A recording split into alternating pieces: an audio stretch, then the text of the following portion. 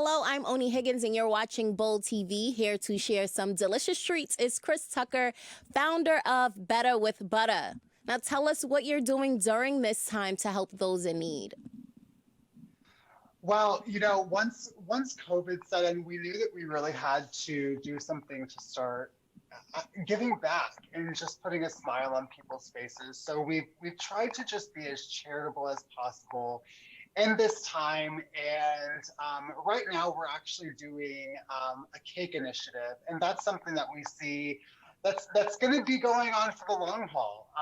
We are donating a cake every week to a family who has been economically impacted due to the coronavirus, and it quickly took off. And we have partners now from Los Angeles to New York.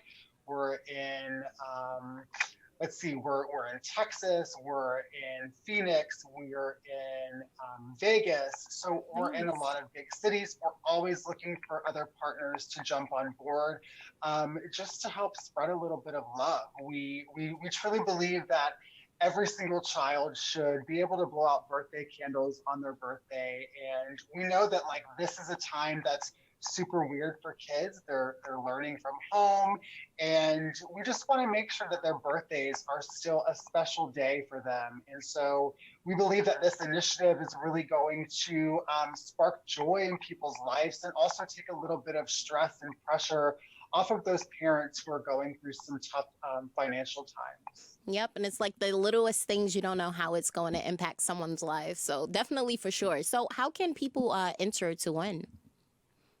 So we're accepting all nominations via DM. So you can just find me on Instagram at Betta With Butta. And if you are looking for a local partner, if you don't live in Los Angeles, if you're looking for a partner in your city, and I can always direct you to them. I can, if once we have people that join in new cities, I always announce it on my Instagram so people know if they're following me and they know that like and they live in Florida per se. We just had people in Orlando and Tampa join in last week. So it's an exciting time for people who live in Florida because now the Cake Initiative is live there. So people can just direct message me or always just follow along on our social platform because it's the best way to stay informed when new people are joining the Cake Initiative.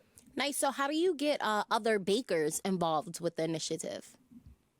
So we're just getting other bakers involved through word of mouth. Oh, We're constantly just putting up, little things on social, letting people know that you don't have to own a bakery, you don't have to be a licensed baker. This can be as simple as somebody who just has a passion for baking. You don't have to, be running a certified kitchen. You are giving away a smile, basically. And so that just means that you're doing something out of the goodness of your heart, and you're doing it with butter and sugar and flour, but you don't have to be running any type of certified business to take part in this initiative. So you're not you're not collecting funds for the cake, therefore you don't have to be like running an LLC of any type.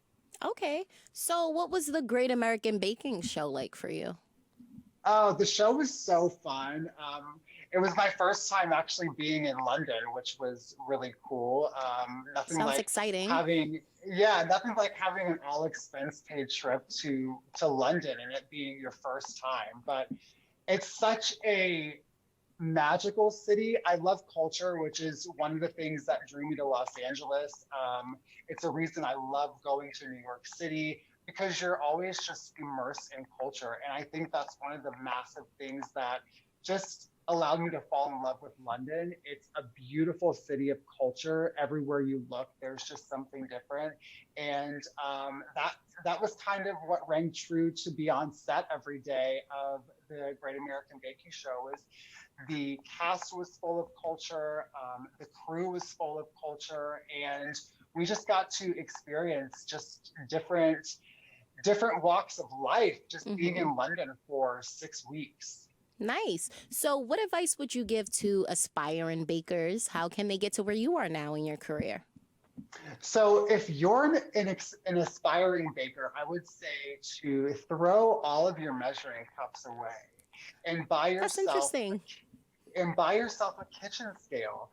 When you're thinking about cooking and everything savory, it's super easy to just wing it, but baking is super precise. And the most precise way of baking is to do that by weight measurement.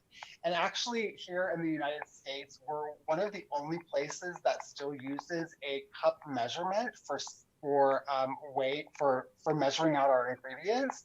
But around the world, they use a weight measurement. So you'll sometimes see recipes when you're looking through cookbooks or on blogs, and they are done in grams or milliliters, and also in a cup measurement. You always want to go with those grams or milliliters because they're just going to be more precise, and it's just a foolproof way of baking. So that would be my one tip: is to always go for the weight measurements and throw away your measuring cups. Well, awesome. I definitely wish I had a cake during my birthday at the top of the pandemic. But thank you for sharing with us, Chris. We really appreciate it. Thanks for having me. Of course.